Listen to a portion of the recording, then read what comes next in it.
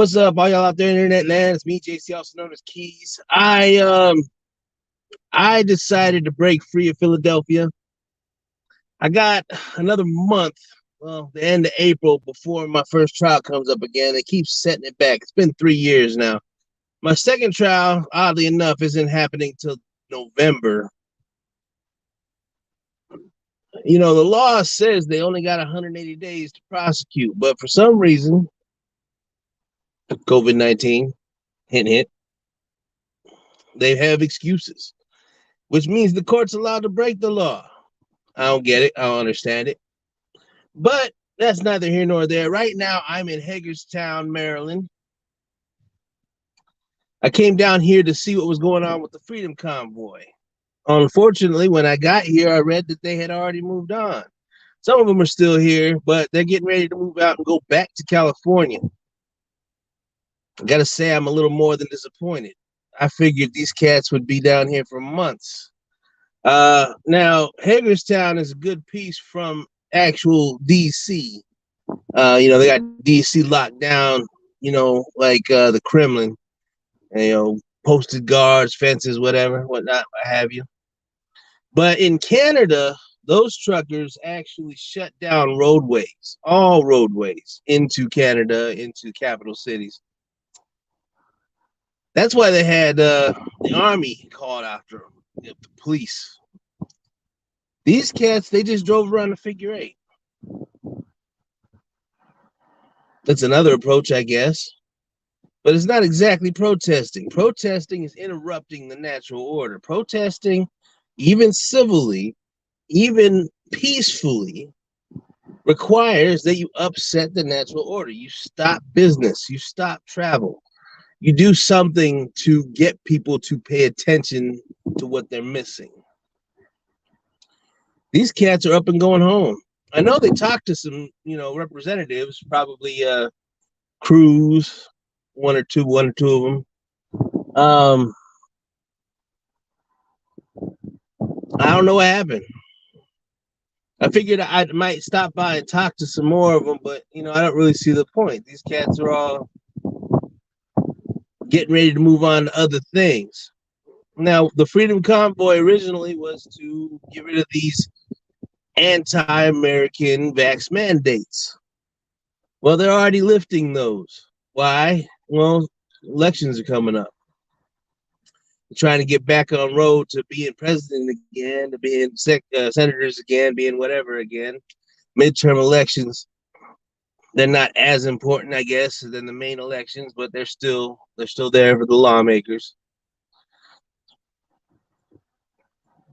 And even though the vaccine mandates are being lifted, the local businesses in some cities, i.e. Philadelphia, are still enforcing them. Why? Because they can. Because they're liberals. Because they feel like it's a safety thing. And how you feel is more important than how you actually are. So I'm going to let y'all choose my adventure. I'm about to head to Columbus. And when I get to Columbus, I'm going to find me a campground and I'm going to camp.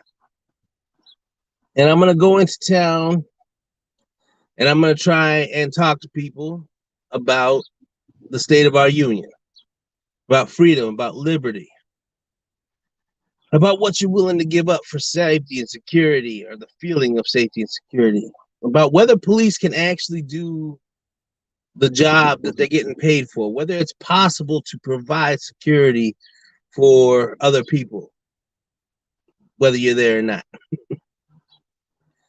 I'm of the mind that police may not be useless, but they definitely can't provide what they are advertising.